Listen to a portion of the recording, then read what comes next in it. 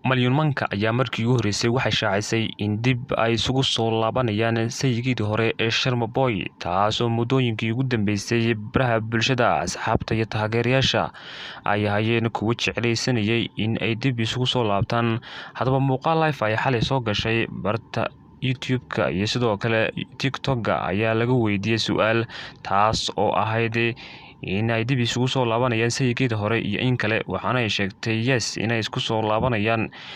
Sharma Boyna uu yahay sayidkii hore, caruurna ay u hayso waqti xaadirkani. Waxaa muddooyinkii ugu dambeysay ay waraysiyo kala duwan ay ahayd Malyan Manka mid bixinaysa, taas oo u muuqatay in ay waqtiyadii fiicnaa ay soo wada mareen iyadii sayidkeeda midaan iloobi karin, waxaana ahayd taariikhihii iyo sidoo kale waxa ay soo martay qisooyinkii in ay la wadaagtay asxaabta iyo taageerayaasha lana arkay muuqaaladeeda. Waxaana muuqatay in si weyn ay sayidkeeda hore u jeceshahay waqti xaadirkana ay tahay mid doonaysa in mar uun ay dib isugu soo laabtaan. Bulshaduna ay muddooyinkii ugu dambeysay ahaayeen kuwo isla jeclaa, maadaama xurguf ay soo kala dhex gashay, taasina ay keentay in ay kala tagaan. Waxaana maalmihii ugu dambeysay socdaal uu ku joogay sayidkeeda gudaha waddanka Mareykanka ay ahayd mid si weyn looga codsanayay in dib ay isugu soo laabtaan. Haddaba su'aashan la weydiiyay Malyan Manka ayaa inay dib isugu soo laabanayaan sayidkeeda ayaa ahayd mid xiiso leh, taas oo asxaabta iyo taageerayaashu ay hayeen kuwo ay si weyn ugu diirsadeen, maadaama arrinkani in muddo ah ay jeclaysteen in ay maqlaan dhegahooda. Waxaana ay hayeen kuwo ay baaq ugu dirayeen Sharma Boy in dib ugu soo laabto xaaskiisii hore ee Malyan. Waxaana bulshada Soomaaliyeed ay yihiin kuwo inta badan iyaga dadka isku dara, isku soo dhoweeya, kuwa isku faraxsanna is-ologoleysiiya.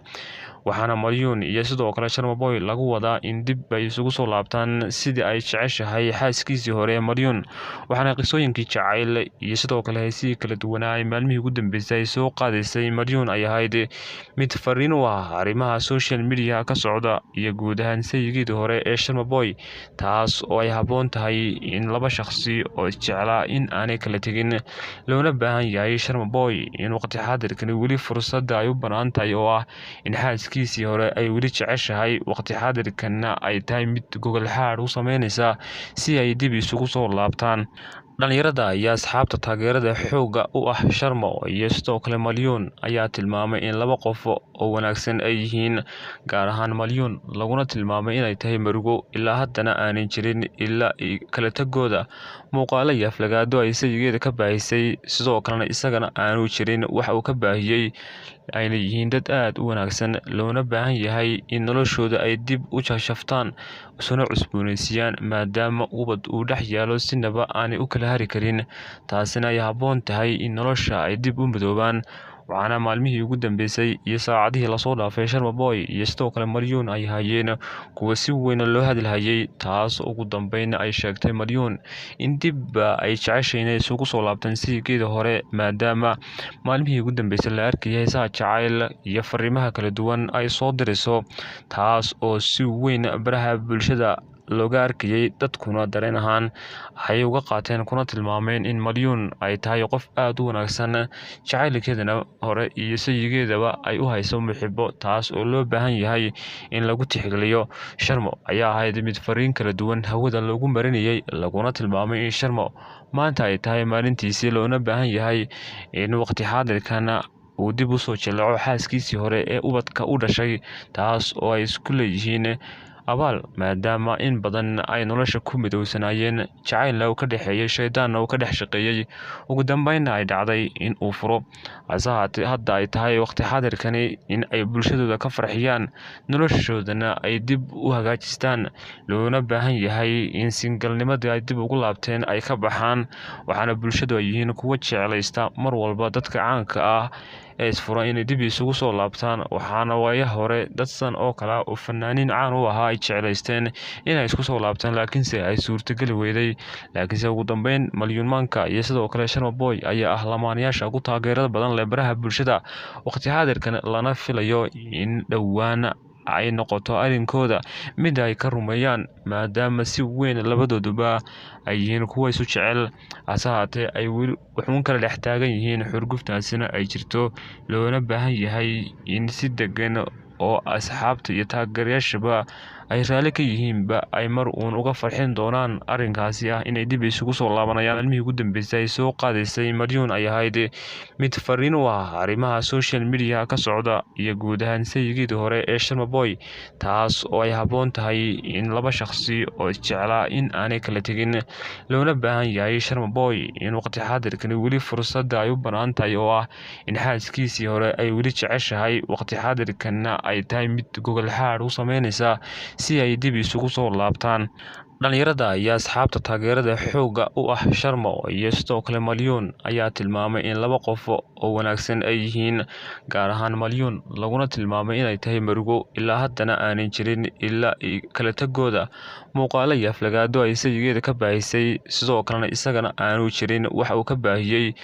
ayna yihiin dad aad u wanaagsan, loona baahan yahay in noloshooda ay dib u shaftaan isuna cusboonaysiiyaan maadaama ubad uu dhex yaalo sinaba aanay u kala hari karin, taasina ay habboon tahay in nolosha ay dib u midoobaan. Waxaana maalmihii ugu dambeysay iyo saacadihii lasoo dhaafay Sharma Boy iyo sidoo kale Maryun ay hayeen kuwa si weyn loo hadalhayay, taas ugu dambeyn ay sheegtay Maryun in dib ay jeceshay inay isugu soo laabtaan sigeeda hore, maadaama maalmihii ugu dambeysay la arkayay heesaha jacayl iyo fariimaha kala duwan ay soo dirayso, taas oo si weyn baraha bulshada looga arkayay, dadkuna dareen ahaan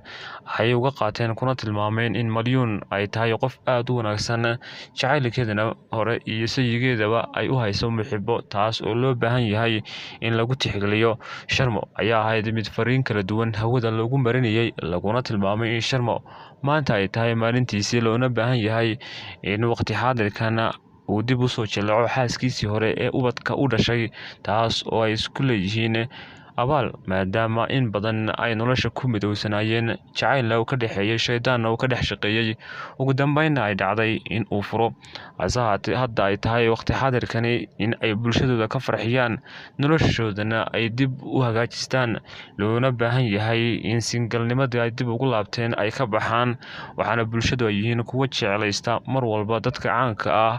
ee isfuran inay dib isugu soo laabtaan, waxaana waayaha hore dad sidan oo kale oo fanaaniin caan u ahaa ay jeclaysteen inay isku soo laabtaan, laakiinse ay suurtageli weyday. Laakiinse ugu dambeyn Maryun Manka iyo sidoo kale Sharma Boy ayaa ah lamaanayaasha ugu taageerada badan leh baraha bulshada waqti xaadirkan, lana filayo in dhowaan ay noqoto arrinkooda mid ay ka rumeeyaan, maadaama si weyn labadooduba ay yihiin kuwa isu jecel. Hase haatee ay weli wuxuun kala dhex taagan yihiin, xurguftaasina ay jirto, loona baahan yahay in si degan oo asxaabta iyo taageerayaashaba ay raalli ka yihiinba ay mar uun uga farxin doonaan arrinkaasi ah inay dib isugu soo laabtaan.